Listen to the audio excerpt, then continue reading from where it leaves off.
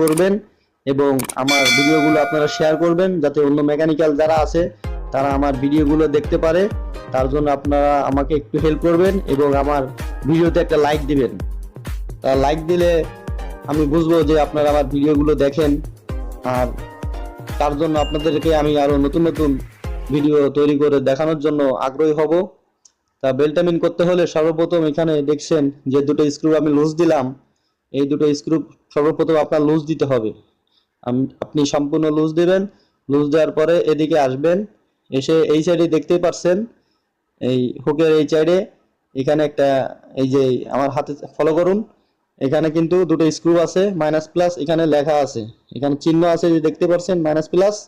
তো এখান থেকে আপনাদেরকে আমি স্ক্রুড্রাইভার দিয়ে কিভাবে বেল্টামিন করতে হয় সেটা দেখাচ্ছি। এখানে কিন্তু কাজ শেষ, এখানে আর কিছু করা লাগবে না, এখানে লুজ দিয়ে রাখি দিয়েছেন, এইভাবেই থাকবে। আর বাকিটা আমি এই যে দেখতে পাচ্ছেন এই মাইনাস প্লাস যে স্ক্রুবের এখানে মাঝে একটা ছেদা আছে, এখানে আমি স্ক্রু ড্রাইভারের মাথা দিয়া আমি হ্যান্ড পুলিটা ধরে রাখছি। আমি কিন্তু পুলিটা ধরে রাখছি, আপনারা দেখতে পাচ্ছেন না কিন্তু আমি ধরে রাখছি। ধরে রাখার পরে আমি এখান থেকে আমি প্লাস করছি, এই যে দেখেন এই যে ঘুরতে আছে, আমার হুক সহ শেপ সহ ঘুরে গেছে। তো এখান থেকে এটা ঘুরে দেওয়ার পরে আপনার কিন্তু হুক টাইমিং এবং এই মেশিনের সুতো কাটুনি ক্যাম টাইমিং এটাও কিন্তু আপনার করা লাগবে, না হলে কিন্তু মেশিনটা রেডি করতে পারবেন না। তো আপনাদেরকে আমি বেল টাইমিংটা দেখা দিলাম কিভাবে করতে হয়, আর হুক টাইমিং এবং এই ক্যাম টাইমিং এই এই দুটো আপনাদেরকে আমি নেক্সট টাইম ভিডিওতে দেখা দিব, কারণ শর্টকাটে দেখানো যাবে না, এটা অনেক লম্বা হয়ে যাবে। তার জন্য আপনাদেরকে আরেকটা পার্ট করে আমি নেক্সট টাইম ভিডিও দেখাবো। তো আপনাদেরকে এই ভিডিওতে দেখালাম বেল টাইমিংটা কিভাবে করতে হয়। তা যারা জানেন না তারা আমার ভিডিওটি দেখে যদি ভালো লাগে তাহলে অবশ্যই আমার চ্যানেলটি সাবস্ক্রাইব করে নেবেন। তা দেখতে পাচ্ছেন আমি শর্টকাটে আপনাদের বেল টাইমিংটা কিভাবে করে সেটা দেখা দিলাম। তা আমি বেল টাইমিংটা আগে যেভাবে চেক করছি ঠিক নাই, ঠিক এখনো এভাবে আমি ওইভাবেই চেক করব যেভাবে আমি আগে চেক করছিলাম। বেল টাইমিংটা কিভাবে চেক করতে হয়, সর্বপ্রথম নিডল বারটা ডাউন কইরা আমি ব্যাক স্টিচ লিভারটা চাপবো। এই যে দেখুন, চাপার পরে এখন কিন্তু আমার দেখছেন নিডল বার এবং ফিডব্যাক লড়তে আসে না, তার মানে কি বেল টাইমিংটা কিন্তু এখন 100% আছে। তো আপনাদেরকে সেই জিনিসটা আমি বুঝাইলাম যে বেল টাইমিংটা কিভাবে করতে হয়। যারা জানেন না তারা আমার ভিডিওটি দেখে হয়তো আপনাদের একটা আইডিয়া হয়েছে, আপনারা এভাবে কিন্তু কাজ করতে পারবেন।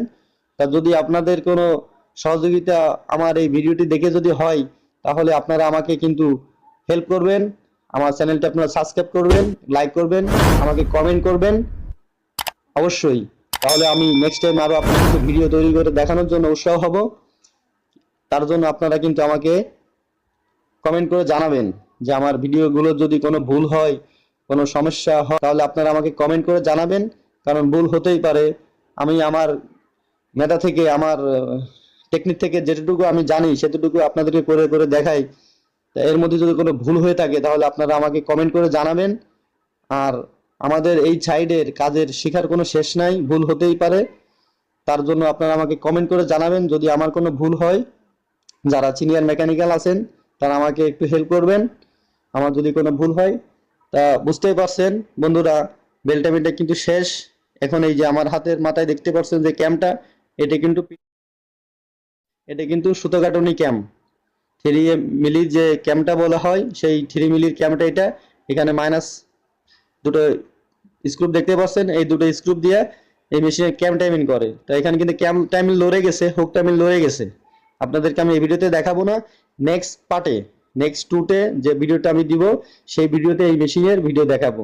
তো সবাই ভালো থাকবেন, সবাইকে অনেক অনেক ধন্যবাদ আমার ভিডিওটি দেখার জন্য।